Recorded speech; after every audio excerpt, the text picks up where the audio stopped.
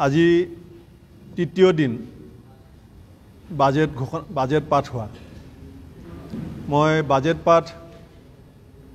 শুনিবলৈ সুযোগ পোৱা নাছিলোঁ কিন্তু কালি গোটেই নিশা বাজেটখন পঢ়াৰ চেষ্টা কৰিছিলোঁ আৰু মুখ্যমন্ত্ৰী ডাঙৰীয়াৰ বাজেটৰ বিতৰ্কত ভাগ লোৱা বক্তৃতা শুনিছোঁ আৰু অসমৰ বিভিন্ন সংবাদ মাধ্যমে বাজেট সম্পৰ্কত দিয়া প্ৰতিক্ৰিয়াবিলাক বা লিখনিবিলাক অধ্যয়ন কৰিছোঁ আৰু এই গোটেই কথাখিনি চোৱাৰ পিছত আজি বিত্তমন্ত্ৰীয়ে বাজেট বিতৰ্কৰ প্ৰত্যুত্তৰ দিব বিধানসভাত তাৰ আগে আগে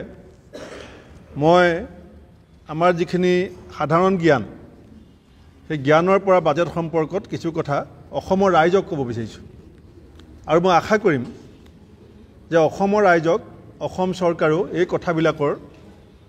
এটা প্ৰত্যুত্তৰ দিব আৰু তাৰ আগতে মই হিমন্ত বিশ্ব শৰ্মা ডাঙৰীয়া এটা পুৰণা ভাষণ এটা আছে মই বেদব্ৰত বৰা ডাঙৰীয়াক শুনাই দিবৰ কাৰণে অনুৰোধ কৰিম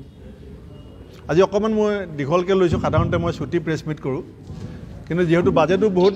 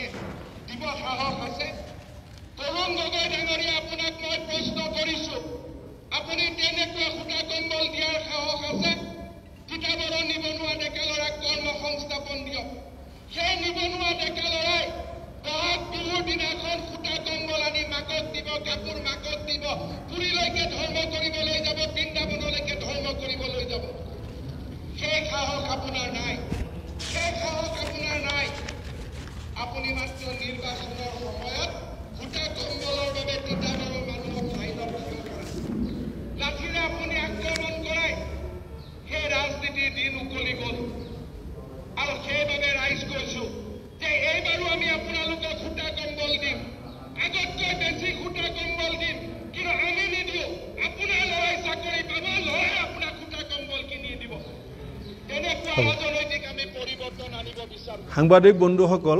নিশ্চয় আপোনালোকে ভিডিঅ'টো মনত পৰিব এতিয়া মাৰ্চ মাহৰ আজি 12 তাৰিখ 14-15 তাৰিখে বহাগ বিহু আছে হিমন্ত বিশ্ব শৰ্মাই কৈছিলে আমি এনেকুৱা এটা পৰিৱেশ বনাম যে আপোনাৰ ল'ৰা ছোৱালীয়ে আপোনাক বিহুত কাপোৰ কিনি দিব আৰু এতিয়া চৰকাৰী পঞ্জীভূত নিবনুৱা অসমত আছে 36,46,000 মই একেবাৰে ফিগাৰটো দিয়া নাই আৰু তেখেতে কৈছে যে 1,19,000ত যোৱা 9 বছৰ চাকৰি দিছে এই বাজেটত ক'ৰবাত এই বাকী 35 লাখ ল'ৰা ছোৱালীয়ে বিহগ বিহুত মাক বাপেকক খুটা কম্বল কাপোৰ কিনি দিয়াৰ কিবা অৱকাশ আছে নেকি নে 2500 টকাটো যে দিব বিচাৰিছে সেইটোতো অক্টোবৰ মাহৰ পৰা দিব অৰ্থাৎ 2026 চনৰ ইলেকশ্যনৰ আগে আগে সেই 2500 টকাটোৰে তাৰমানে খুটা কম্বল আঁঠুৱা চাউল কিনিব লাগিব গতিকে হিমন্ত বিশ্ব শৰ্মা ডাঙৰীয়াই প্ৰকৃত অৰ্থত যি দুটা শব্দ তেওঁ খুব বেছিকৈ ব্যৱহাৰ কৰি আহিছে এটা হৈছে বিকশিত অসম বিকশিত অসমে এই বছৰ 36,185 কোটি টকা ধাৰ ল'ব এই বছৰ আৰু এই 25-26 বছৰত বিকশিত অসমে 11,687 টকা সুদ দিব লাগিব